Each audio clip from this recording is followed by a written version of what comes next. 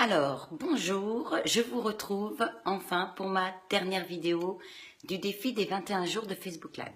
Et aujourd'hui, pour la dernière vidéo, je voulais exprimer avec vous ce que cette expérience m'a appris, par quelles difficultés je suis passée, et pour vous faire comprendre qu'en prenant des risques, qu'en expérimentant, on peut progresser. En effet, je me suis lancé ce défi de 21 jours de Facebook Live parce que ça fait à peu près un an que je fais des vidéos.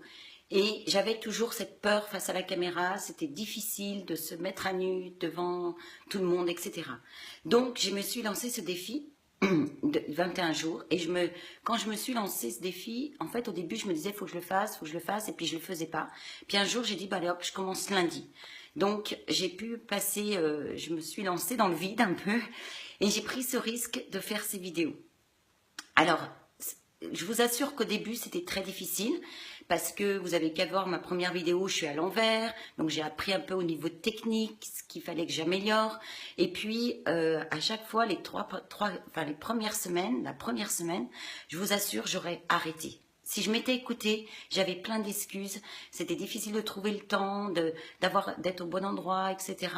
Et j'ai quand même passé ma peur parce que j'avais cette appréhension à chaque fois que je faisais des vidéos, j'avais cette appréhension et ça se ressentait dans ma voix, dans mon contenu, j'avais du mal à tenir le fil et j'aurais été seule, j'aurais arrêté.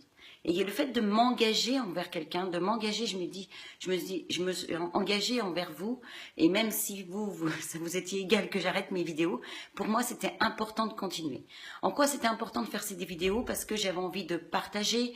Je sais que en tant que coach, c'est bien que vous connaissiez la personne à qui vous vous adressez.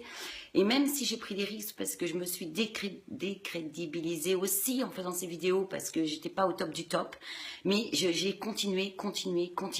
Et ce qui s'est fait, c'est qu'au bout de 15 jours, j'ai eu un déclic où je me suis sentie beaucoup plus à l'aise, où j'ai pu être moi-même un peu plus et que cette peur s'en aille.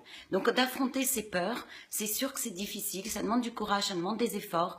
Même si on se met, par exemple, à courir le matin, on dit je vais commencer à faire du sport le matin, mais c'est difficile physiquement de se lever, etc. Mais le fait de vous engager avec quelqu'un, de le faire et de continuer 21 jours, on dit c'est de prendre une bonne habitude.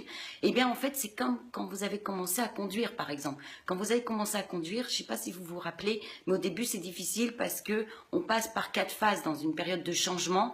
Quand on commence quelque chose où on n'est pas à l'aise, on passe par une première phase où on est inconsciemment incompétent, c'est-à-dire que on se rend pas compte, on ne sait pas que ça va être difficile. Quand on le fait, on se dit waouh, je suis consciemment incompétent. Là, on se rend compte qu'on n'est pas compétent et du coup, c'est difficile de se dire je suis pas à la hauteur. Et après, on passe par une troisième phase, c'est en expérimentant. Coucou Laure, bienvenue. Je suis sur ma dernière vidéo et je fais le bilan.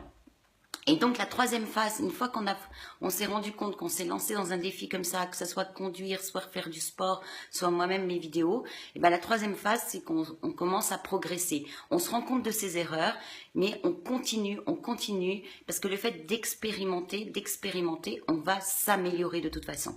Donc voilà ce que j'ai retenu vraiment de ces vidéos que j'ai fait, parce que c'était un gros effort, ça m'a demandé beaucoup de difficultés, ça a été difficile pour moi, et au début, je vous assure, j'avais l'angoisse, donc je respirais avant les vidéos, c'était un grand challenge pour moi, et du coup, au fur et à mesure des vidéos, il y a de l'amélioration. Donc maintenant, ce que ça m'a apporté, c'est que maintenant, je vais pouvoir faire des vidéos pro, en n'ayant plus cette peur de la caméra qui était pour moi que je devais affronter pour me sentir à mon aise. Donc voilà, ce qui vous encourage à vraiment vous lancer des défis, à passer vos peurs, à faire les premiers pas, même si on n'est pas parfait et c'est normal. On doit faire J'ai parlé beaucoup d'actions imparfaites, inspirantes, c'est exactement ça. Et le fait d'expérimenter, on progresse. Donc faut mieux faire, comme dirait Martin Latulippe, 1000 choses, plutôt que de faire 1000 choses une fois, faut mieux faire une chose 1000 fois. Donc voilà, c'est ce que j'ai fait en faisant les vidéos tous les jours, et ce qui m'a permis de m'améliorer, de passer ma peur, d'affronter la caméra et d'avancer dans ma progression au niveau personnel. Donc voilà, c'était le bilan de tout ça.